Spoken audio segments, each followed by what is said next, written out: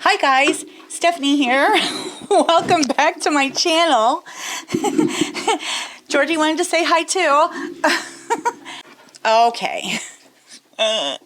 Anyways, thank you for joining me today. I'm going to go over my latest find from TJ Maxx, which is the ABH Riviera palette. It is a lovely color story, and we're gonna do this look, and I'm gonna give you my thoughts on this palette because I may or may not have some unpopular opinions about it, but you can be the judge, and we're gonna get into that right now.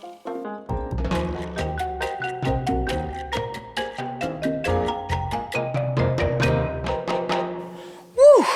Okay guys, so I know it's been a hot minute, but I've been kind of working on some side projects, getting back into my crochet a little bit because I want to try and make some fun festival halter tops. So I've been getting into like doing like the granny squares thing, you know, like, and I'm gonna make these into little halter tops. So I'm pretty stoked about it.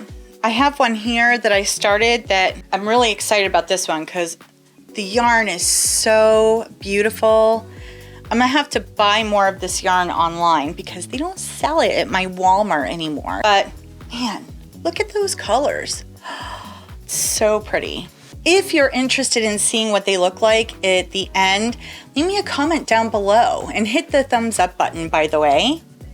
I would really appreciate it. So moving along, we're gonna get into the Riviera palette. Now, I got this at TJ Maxx because, I don't know, I just been having a hard time paying full price for makeup lately. And although I did just buy Jawbreaker not too long ago and I bought the Norvina palette, so yeah, whatever. I don't know, like some of the stuff that's coming out lately just, it doesn't interest me. And what's worse is this palette came out as a summer release and it's already in TJ Maxx. So why would I want to buy something right away if I think that I might see it 6 months later in TJ Maxx for half the price? You know what I mean? Anyways, I got this because they had this one and the Alyssa Edwards palette, but this one I thought would be something I would get more use out of. And of course, I took video of this before I started getting into it with my brush and my finger. So I've had some time to use this and I have thoughts on this, but we're gonna do a look first and then I'll tell you my thoughts because, well, you'll see. So it does come with a brush. I've used the brush just because I've never bought an actual Anastasia palette before. The majority of the palettes that I have are like dupes for Anastasia palettes. So I figured, let's try the brush that's in it. It's gonna go in the drawer with my Urban Decay brushes. I kind of, you know, like, they just kind of collect. I guess I just keep them as backups, but I'll probably end up giving them to my nieces because they're at that age where they're getting into makeup. So, and it comes with a decent mirror. The hell. All right, there we go. It's got 14 shades in it. All of the bottom shades are matte. And this shade right here, Sail, is also matte. It's a pretty good white, so, but I'll tell you my thoughts. I guess I should start off with some primer first because I actually want the eyeshadows to show up and possibly even stay on. And this is just my Bad Habit primer that I've had for obviously a long time because there's no bad habit anymore. I'm trying to find creative ways to work around my new microphone. I did move it, so hopefully you can't see it in the video. Okay, so the first shade that I'm gonna go in with is going to be Cans right here. And this is the purple shade. And I'm gonna do this as like my crease shade and outer V shade. And I'm going like darkest to lightest because I had some issues going lightest to darkest with these shades before. So I'm gonna try and give it its best shot. And I'm taking a brush that is a little bit stiffer and can pack that purple on pretty well.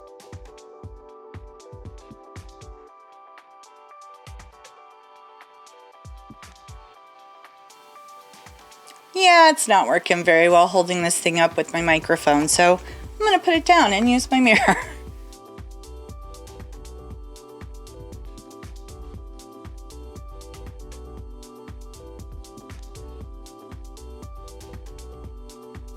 And I'm just trying to blend that out just at the top a little bit. Try and make it so it's not so patchy. In the wrinkles. You know, those things. All right, and then I'm gonna take like a little fluffier brush and I'm gonna go into this color right here, Monte Carlos.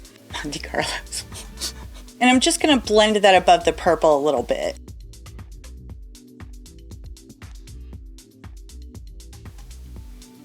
And I'm just trying to do this with a very light hand so that it actually blends but doesn't get muddy.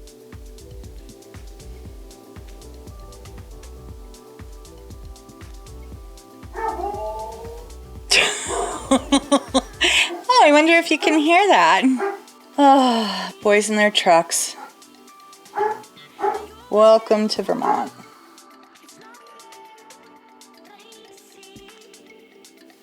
You know, on the boys in their trucks in Vermont note, I have to tell you something I find ironic, and it's just, maybe it's just a casual observation from somebody who was born and raised in the South, but you would be surprised by how many of these guys up here have these massive trucks and these loud pipes, and they put rebel flags on their vehicles. Like, do they not understand the connotations of that? And also, you're above the Mason-Dixon line?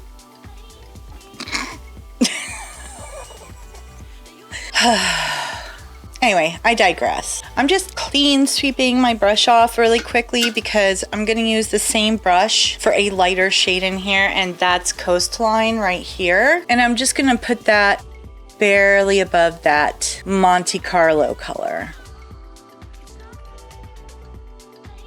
And using a light hand on this too.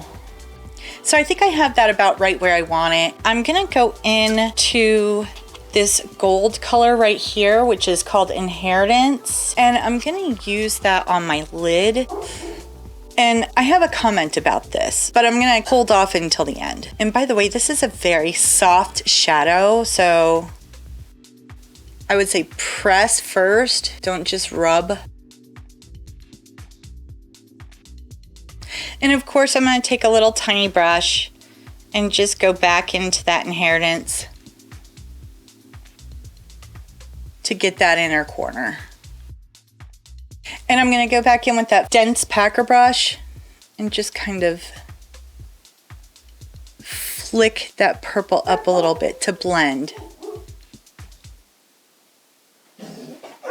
My puppies are very active today. It's just me and the dogs. They like to bark at everything that moves when it's just the two of us. I don't know. Maybe they're just letting me know that leaves are falling.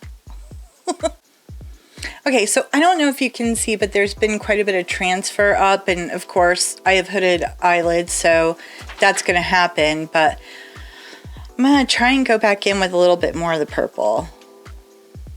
Just lightly, just to try and deepen that shade back up and make it visible. And, you know, of course it goes a little bit under the eyes, so I'm just going to try and dab a little bit of what's left on my makeup sponge there. Okay, and now I'm going to go off camera. I'm going to do some eyeliner, mascara, and get back to you with my thoughts on this palette because I have some thoughts. Be right back. Okay, so here's the finished look. And first things first, I really do like the gold and the purple together. I think they make a very pretty color combination. I haven't seen a whole lot of people use the two together, so I don't think I've seen anyone use the two together actually, because anytime that I get a new palette or see a new palette or whatever, I'll go on like Instagram or YouTube or something just to kind of get an idea or feel for what people are doing with the palette. And I saw a lot of people strangely doing very neutral looks with it, because the reality is there's, you know, quite a few neutrals in this palette. These are all neutrals, neutral, you know, neutral, fairly neutral, you know, so it's really the shimmers and these two mattes the pink and the purple that are, you know, extremely colorful, unless you want to count the, you know, obviously this blue is colorful and this Mediterranean. But here is kind of the issue that I have with this palette, because I like to have a light inner corner highlight shade in my palette. I don't want to have to go to another palette to find that inner corner highlight. And it's kind of the same issue that I had with the Rendezvous palette, the ColourPop palette. There's no really very light shimmers that you can use as an inner corner highlight other than this gold, really, because they all come off as darker, and I'll show you what I'm talking about. Let me see how, see, it's starting to come apart right there too. It's because I cracked it backward. But, and all of these metallics are soft, by the way. This might not be showing on cameras. That one is Mediterranean.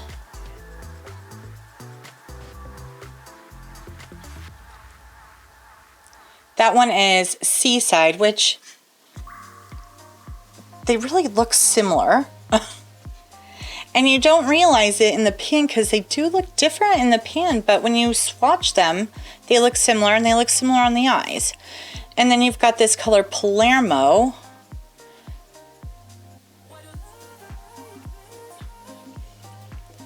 And then the Seychelles, which I have to mention this, by the way, because Seychelles is the name of a place. And so many people I saw calling it seashells. And I was like, it's Seychelles.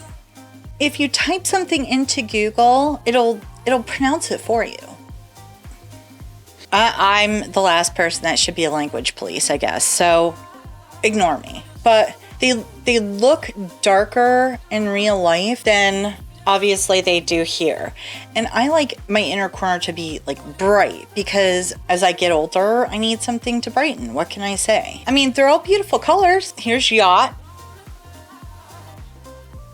Yeah, it must be the way that my lighting is hitting it, because it does look a lot lighter in here in the swatches, but I'll tell you, you go outside and you're in like natural light or New England gray, they look dark. The palette's all right. It's an okay palette. I think for Anastasia, I really wanted more. Like, I wanted it to be easier to work with, because obviously some of these are pressed pigments. This palm shade right here, this brown, I hate it. It's god awful. It's so patchy. It's super hard to blend out. I thought the purple was going to be hard, and honestly, the purple is kind of hard. I edited quite a bit of blending out for time constraints, but I really had to blend this, and it's still somewhat patchy.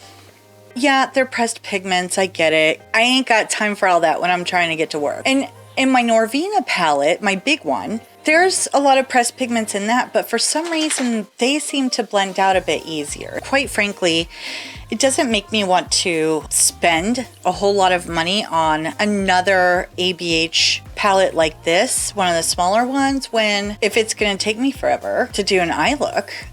And like my Jeffree Star palette and that Norvina palette, they both, I can do an eye look in like 5 minutes. Wham bam, thank you ma'am, and I'm done. I love that, especially in the morning. But if I have to take 30 minutes to do an eye look, I don't know.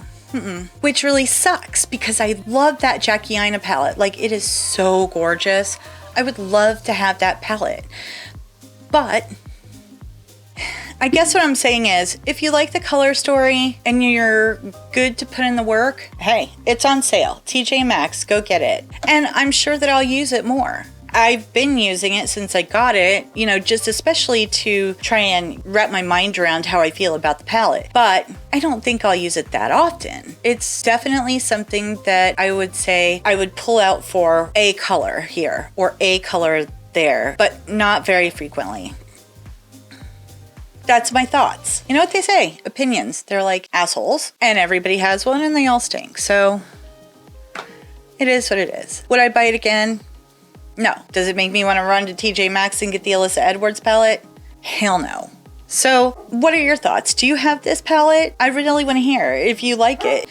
Maybe there's a trick to it. And if you know this trick, please let me know, because I've tried it with concealer, I tried it with the eye base, in which case the primer base works the best in my opinion, but I've tried it all these different ways and it's just, I don't know, it's just not, it's okay.